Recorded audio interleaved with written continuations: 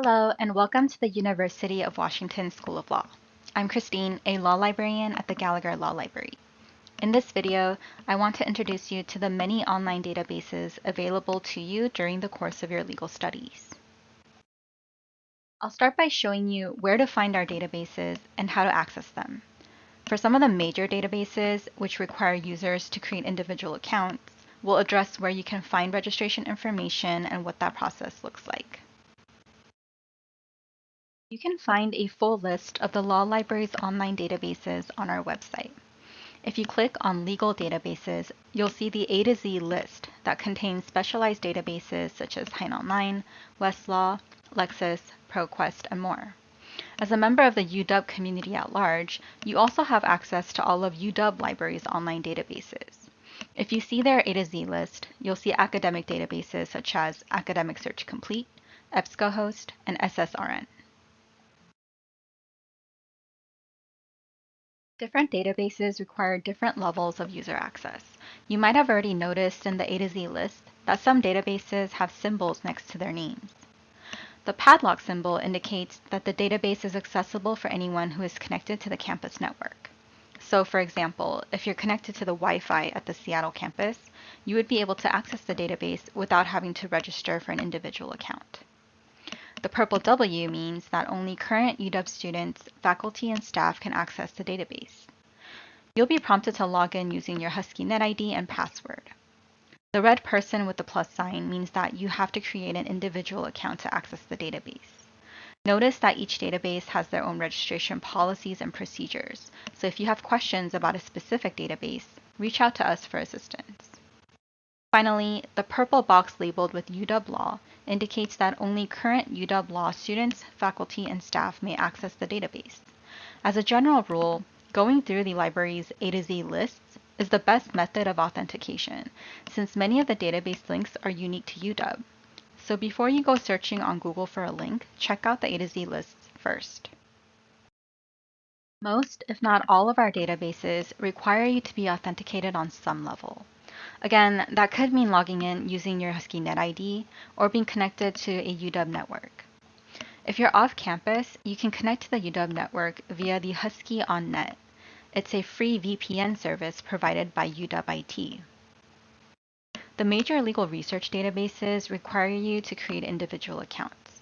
This includes Lexis and Westlaw, the two legal databases you'll be using the most while in law school.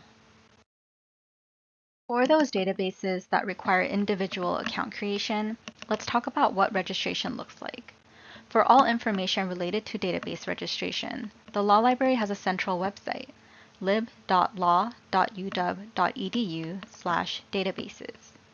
Note that this is a password-locked webpage, and the password to this webpage is only distributed to current members of the UW Law community. For law students, the password was provided to you via Canvas in your orientation material. You can also find the password in the Law Dogs Resource Center by clicking on the discussion thread for the Law Library. Please do not share this password with anyone outside of UW Law. You should also refrain from sharing registration keys, account logins, and other sensitive information related to these databases with anyone. By entering the password, you'll be able to see the contents of the Access to Restricted Databases webpage. You can scroll down the page or simply use the left side navigation bar to find registration instructions for each database. At the very bottom, there's information about what to do when you have technical issues with these databases. You'll also find information about access restrictions during the academic year versus the summer. If, for example, you're unsure whether you can use Westlaw or Lexis for your summer job, check out the language in the Access Restrictions section for guidance. Let's talk about Westlaw. Westlaw requires that each person use a unique registration key to create their accounts.